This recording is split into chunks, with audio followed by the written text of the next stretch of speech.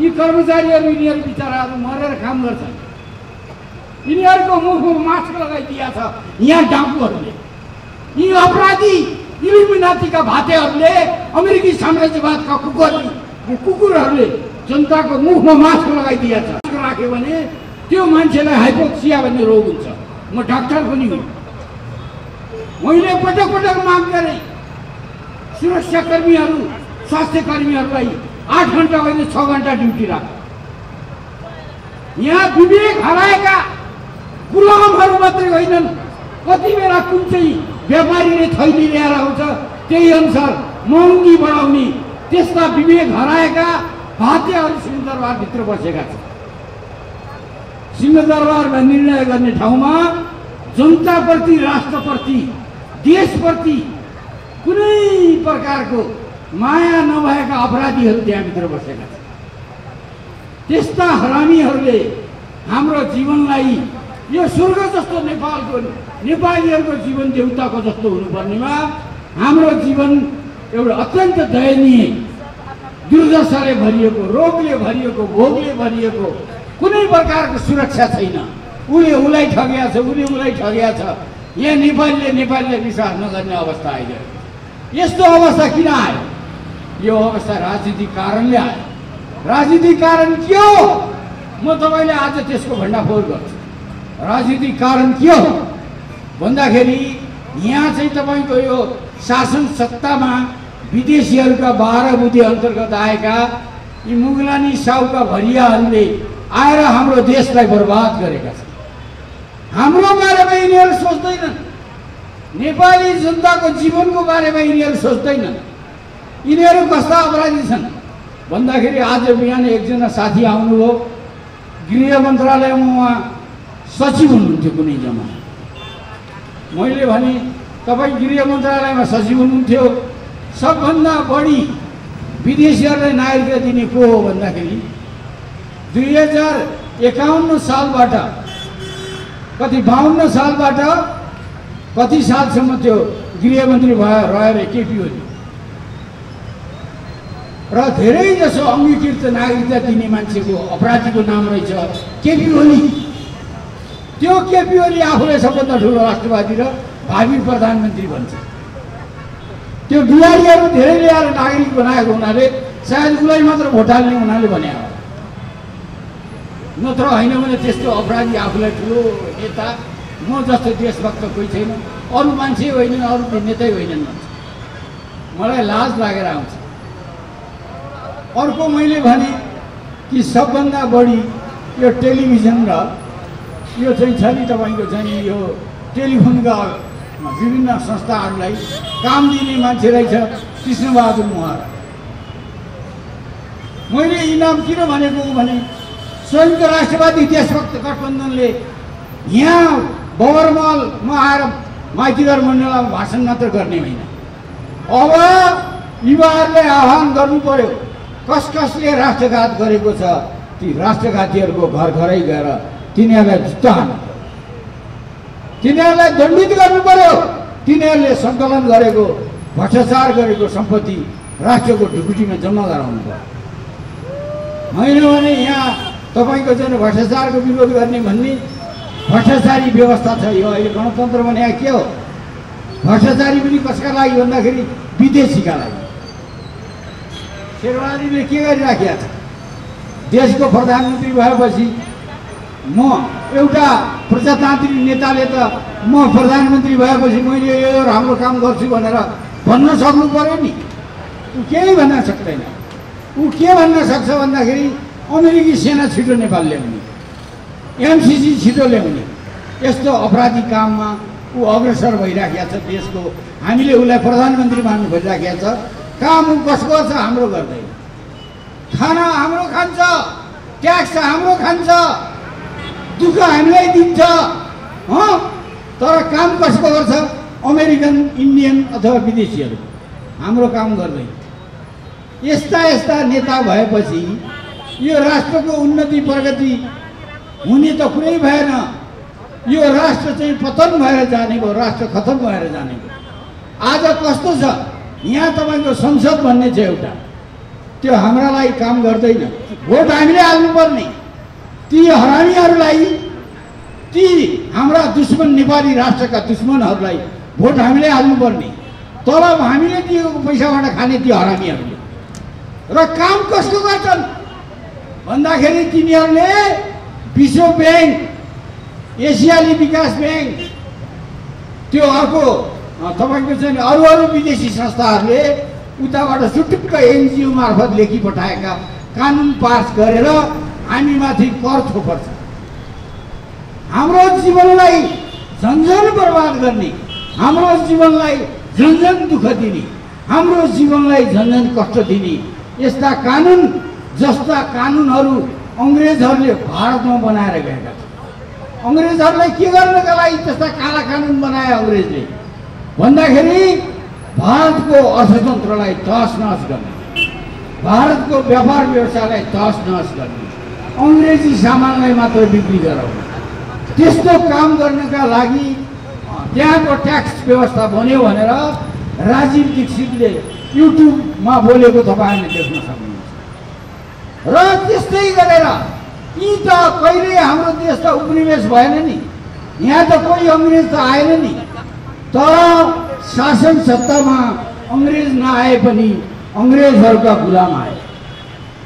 शासन सत्तामा भारतीय विस्तारवादीहरूले दक्षिण एसियाका 50औं राष्ट्र खाए र त्यो भारत भन्ने विस्तारवादी साम्राज्यवादीहरूको क्षेत्रीय हलदार त्यो राष्ट्रले नेपाललाई खान अनेक प्रपञ्च गरे, अहिले पनि गरिराखेका छन्। तिनीहरूको प्रपञ्चको बिचमा उनीहरूले के गरे भन्दाखेरि आफूले सोझै नेपाललाई कब्जा गर्न सकेनन्। अनि के गर्ने त भन्दाखेरि भित्रबाट शासक घुसाउने। मिडिया उनीहरूको हातमा छ होइन। तपाईँको ल फलानु प्रधानमन्त्री हुन्छ भनेर यहाँ अहिले इन्डियनहरूले चलाएका यहाँका नेपालका ठुला अखबारहरूले अगाडि समाचार लेखिहाल्छ। अगाडि समाचार लेख्यो भने तपाईँको त्यसबाट के थाहा हुने हो भन्दाखेरि त्यही नै चाहिँ त्यो त्यस्तो रातारात नेता बनाइदिनुपर्छ। जो सङ्घर्ष गरेका छन्, जेल गएका छन्, दुःख गरेका छन्, राष्ट्रको लागि काम गरेका छन्, ती नेता हुँदैनन्। नेता को हुन्छन् त भन्दाखेरि दूतावासले पैसा दिएर मिडियाले उफारेको मान्छे रातारात नेता भएर आउँछ, पार्टीको केन्द्रीय सदस्य भएर आउँछ। मन्त्री त्यस्तै व्यक्तिहरू हुन्छ। यहाँ मन्त्री हुनका लागि तपाईँ नेपाली जनताको बिचमा, नेपाली सांसदको बिचमा होइन, दूतावासमा जानुपर्छ। यहाँ चाहिँ विभिन्न प्रकारका रोगको बहाना गरेर कहिले दिल्ली, कहिले अमेरिका, कहिले वासिङटन जानुपर्छ। यस्तो यस्तो चाहिँ तपाईँको दुर्दशा छ यहाँ। र त्यसैले गर्दाखेरि तपाईँले के छ भन्दाखेरि आन्दोलनको औचित्य यो जुन प्रकारको यो हाम्रो के अरे यो संयुक्त राष्ट्रवादी देशभक्त गठबन्धनले जुन आन्दोलनको योजना बनाएको छ, यो आन्दोलनको पछाडिको कारणहरू के हो भन्दाखेरि देश अराजक अवस्थामा गइरहेको छ। तपाईँले हेर्नुहोस्, सरकार भनेको कस्तो छ भन्दाखेरि जुनसुकै सरकार भने पनि नदी नाला, हाम्रो सुरक्षा, हाम्रो स्वार्थहरूलाई विदेशीहरूलाई बेच्ने र यहाँ धेरै जसो कस्ता नेताहरू आएका छन् भने विदेशीहरूलाई कसरी नागरिकता दिने भन्ने बाहेक अरू केही हुँदैन। यहाँ नेपालीहरूलाई तपाईँले हेर्नुहोस् त, यो नेपाललाई चाहिँ तहस नहस गर्नका लागि कता कताका रोहिङ्गाहरू यहाँ ल्याइएको छ। यहाँ यो चाहिँ हिन्दू राष्ट्रलाई बर्बाद गर्नका लागि एकातिर क्रिस्चियनहरूले के गर्दैछ, यहाँ चाहिँ तपाईँको यो गराउँदैछ। क्रिस्चियनहरूले यहाँ चाहिँ तपाईँको यो जनगणना गराउँदैछ र त्यसमा अनेक थरी धर्म संस्कृतिमा फुटानी गर्ने कामहरू भइरहेको छ। र यसैले गर्दाखेरि नेपाली जाग्नै पर्छ, नेपाली आन्दोलनमा आउनै पर्छ, नेपाली अगाडि बढ्नै पर्छ। र नेपाली जनताले मैले एउटा कुरो यहाँ आज चाहिँ भन्नै पर्ने भएको छ। भन्नुपर्ने के भएको छ भने म यहाँ यो उसमा आउँदाखेरि, यो कार्यक्रममा आउँदाखेरि दुईटा कुरा मैले सुने साइडमा। हिजो मैले एक ठाउँमा बोलेको थिएँ, त्यो बोल्दाखेरि मैले दुईजनाको कुकर्मको भण्डाफोर गरेका छन्। एउटा प्रधान सेनापति, यो प्रधान सेनापति छ नि, यो अस्ति भारतमा तपाईँको भारतीय सेनाको फिल्ड मार्शलको दर्जेनी चिन्ह थाप्नु गयो। मैले भने इन्डिया भने त ब्रिटिस डोमेन अन्तर्गतको एउटा बेलायती मातहतको देश हो। त्यो देशमा नेपाल जस्तो स्वाधीन स्वतन्त्र र चाहिँ अन्तर्राष्ट्रिय सुजनिटी भएको देशको प्रधान सेनापतिले जानु मिल्छ? हो, यो जानु भनेको एउटा गम्भीर प्रकारको चाहिँ एउटा चाहिँ राजनीतिक अपराध हो। यो नेपालको अस्तित्वमाथि चुनौती हो। यो प्रधान सेनापतिले त्यो कुकर्म गरेकोमा म यसको भर्त्सना गर्छु र यसलाई चाहिँ आम जनताको अगाडि माफी मागेर त्यो इन्डियनहरूले धारण गरेको त्यो दर्जेनी चिन्हले परित्याग गरे भनेर सार्वजनिक घोषणा गरोस् भन्ने मैले यो मञ्चबाट माग गर्छु।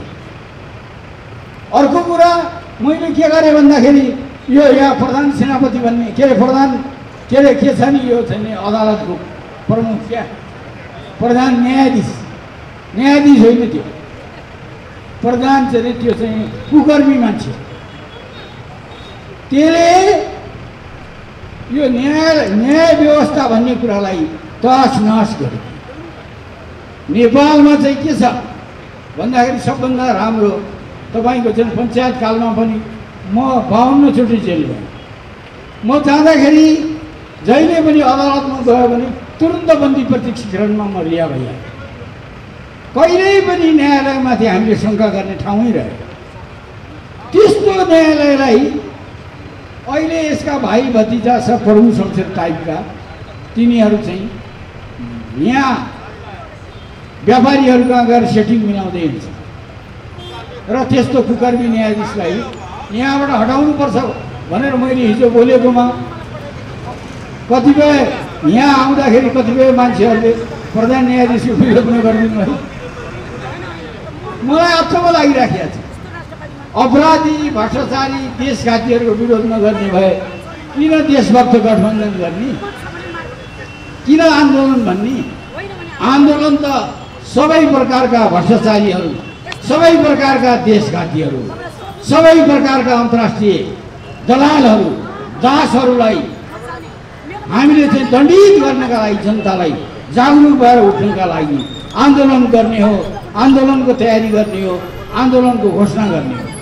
यहाँ चाहिँ तपाईँको कोही मान्छे आउन् नआउन्, कोही श्रोता आउन् नआउन्, त्यसमा सरकार छैन। म एकचोटि जापान गएको थिएँ। एक ठाउँमा एउटा जापानिज चाहिँ नि एकदम एक्लै माइकमा एकदम कसिएर बोलिरहेको। मैले भने एकजना श्रोता छैन, के कसिएर बोलिरहेको भनेर मैले भन्दाखेरि त्यसले के भने थियो जापानिज, यो तेरो नेपाल हो र मान्छे जम्मा गरेर बोल्ने? म त यहाँ हेर, यहाँ क्यामेरा छन्, राष्ट्रिय टेलिभिजन, यो टेलिभिजन मार्फत देश विदेशका जापानीहरूलाई मैले सम्बोधन गरिरहेको हुनाले मेरो कुरा यो जुन प्रकारले अहिले यहाँ हाम्रो मिडिया टेलिभिजनका भाइहरू हुनुहुन्छ यहाँ एकदमै अहिले सबभन्दा पपुलर टेलिभिजनका यो अनलाइन टेलिभिजनका मैले कतिपय स्टारहरूलाई यहाँ अगाडि देखेँ। उहाँहरूले चाहिँ भोलि संसारभरिका नेपालीहरू आज बिहानै, हिजो मैले बोलेको आज बिहानै मेरो एकजना छोरीले लन्डनबाट, बाबा हजुरले ठिक बोलिबक्सेछ, हजुरलाई हामीले के सहयोग गरौँ?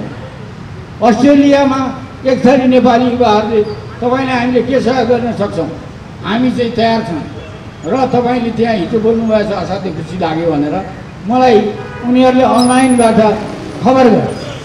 म आज के भन्छु भन्दाखेरि नेपालीहरू जाग्नु पर्यो, नेपाल राष्ट्रलाई बचाउनु पर्यो, नेपाल राष्ट्रको अस्तित्व हाम्रा पिता पुर्खाले हामीलाई लगाइरहेको दायित्व हामीले पुरा गर्नु पर्यो र त्यसका लागि हामी चाहिँ नि अब तयार हुनु पर्यो र त्यसको जुन प्रकारको तयारी यहाँ देशभक्त यो संयुक्त राष्ट्रवादी देशभक्त गठबन्धनले जुन तयारी गरेको छ, जसले गरे पनि, नेत्रविक्रम चन्दले गरे पनि, मोहन वैद्यहरूले गरे पनि, 22वटा वामपन्थीहरूका दलले गरे पनि, यहाँ देशभक्त मोर्चाले गरे पनि, अरू कसैले गरे पनि त्यसलाई नेपाली जनताको समर्थन हुनुपर्छ। विद्रोहको बेला आएको छ, जनतालाई एउटा मैले हिजो पनि भनेको थिएँ, it is right to rebel र अझ it is right to rebel against reactionary भन्ने कुरा माओ सेतुङले भन्नुभएको छ। भारतीय विस्तारवादीका दलालहरू, अमेरिकी साम्राज्यवादका दलालहरू नेपाली जनतालाई चुस्ने, नेपाली जनतामाथि बुर्कुसी मार्ने, आफू सबै पैसा आफ्ना भाइ भतिजाको नाममा लैजाने, जनताको सुख सुविधा केही पनि नहेर्ने यस्ता प्रकारका अत्याचारी, यस्ता प्रकारका चाहिँ यी शोषक सामन्त दलाल भरौटे शासकहरूलाई म यो मञ्चबाट चुनौती दिन्छु, या त तिमीहरू तुरुन्त आत्मसमर्पण गर नेपाल राष्ट्रका लागि, होइन भने गम्भीर प्रकारको दण्डका लागि तयार हौ। तपाईको चाहिँ संसारमा पेट्रोलियम पदार्थको मूल्य घटिरहेको छ। यहाँ यिनीहरूले भित्र तपाईको भ्रष्टाचार गरेर लुटेर पेट्रोलियम पदार्थको जथाभावी मूल्य वृद्धि गरेर नेपाली जनतालाई, नेपालको अर्थतन्त्रलाई र नेपाली जनताको ढाड भाँच्ने काम गरिरहेका छन्। यस्तो अराजक स्थितिमा जनता त्राही स्थितिमा छ। यो जस्तो यो कोरोनाको पेन्डेमिक छ, त्यस्तै यो सरकार र यसका नीतिहरू छ। जनता आतंकित छ, देश आतंकित छ। देशको राष्ट्रिय अस्तित्व रहने कि नरहने, नेपाल राष्ट्र भन्ने देश अब के हराउन लागेको, बिलाउन लागेको, यस्तो प्रश्न जनमानसमा उठिरहेको छ। घर घरमा मान्छेहरूको अहिले अवस्था कस्तो छ भने यहाँ आइरहेका सुरक्षा कर्मीहरू हेर्नु, यिनीहरूका घरमा गयो भने आमा बाउ बिरामी हुन्छ र कसैको घरमा पनि तपाईँको चाहिँ नि यति महँगो छ कि बजार केही पनि मनलाग्ने चिजहरू किनेर खान सक्ने अवस्था छ। मान्छेहरूको हेर्नुहोस्, तपाईँले मलाई अचम्म लाग्छ, जापानमा म गएको एउटा बेरालाई होटलमा मैले खाना खाइसकेपछि 500 येनको एउटा नोट दिएँ। उसले त्यसमा 1000 येन थपेर मलाई फिर्ता गरे। मैले किन गरेको भनेको म घन्टाको 16,000 रुपियाँ खान्छु, तपाईँको चाहिँ 500 येन लिन्छु मैले, के कुरा गरेको? 8 घन्टाको कति भयो? 16-8 हिसाब गर्नुहोस् त कति तलब पाउँछ। त्यो होटलमा मैले जुन पैसा तिरेँ नि, त्योभन्दा काठमाडौँको होटलमा महँगो खाना। जनतालाई लुट्ने गरी यहाँ चाहिँ तपाईँको चाहिँ नि दरभाव छ, तर त्यही काम गर्ने एउटा नेपाली मजदुरले घन्टाको तपाईँको चाहिँ नि 2,000 रुपियाँ पनि पाउँदैन। एउटा हेर्नुहोस्, तपाईँको संसारको कुनै पनि देशमा त्यस्तो असन्तुलन हुँदैन। एउटा मेरो छोरा थियो त्यो जापानमा, त्यसले मलाई चाहिँ घुम्न आउनु भने म गएपछि नयाँ कार ल्याएर आएछ। ए छोरा, कसरी किनिस् यो कार? कति वर्षको तलब हालिस्? यो नेपाल हो र वर्षको तलब हाल्ने? मान्छेका सुविधाका साधन र मान्छेको तलब भत्ताको बीचमा त्यति ठुलो ग्याप छैन। यहाँ चाहिँ मैले 1 हप्ताको तलबबाट नयाँ कार किने भनेर भनेको। बाटोमा एक दिन साथीका खाना खाएर आइरहेको, बाटोमा मैले बाटो काटिराखेँ, उताबाट साइकल आयो। साइकलमा एउटा केटी मान्छे बसेर चाहिँ बुझाओस् न त भनेर उभिएको। त्यसले हत्तर बताउनु के भनी त हजुर सवारियोस् भने। मैले तिमी नेपाली हो? हो। यति राति 2 बजे केटी मान्छे एक्लै साइकलमा हिँडिरहेको, यो नेपाल हो र? यो बिहार हो र? यो त जापान हो। यहाँ त सामाजिक सुरक्षा छ। रात दिन जति बेला जहाँ हिँडे पनि यहाँ सुरक्षा छ। सुरक्षा भने कस्तो हुँदो रहेछ? मान्छेको भरोसा, मान्छेको विश्वासमा सुरक्षा हुँदो रहेछ। यहाँ कुनै तरुणी केटी हिँडोस् त यहाँ यिनीहरूले निर्मला पन्त बनाइदिन्छन्। कसले? राजनीतिक दलका नेताका भाइ भतिजा। यो यस्तो कुनै प्रकारको सुरक्षा छैन यहाँ जनताको। जय गोरख।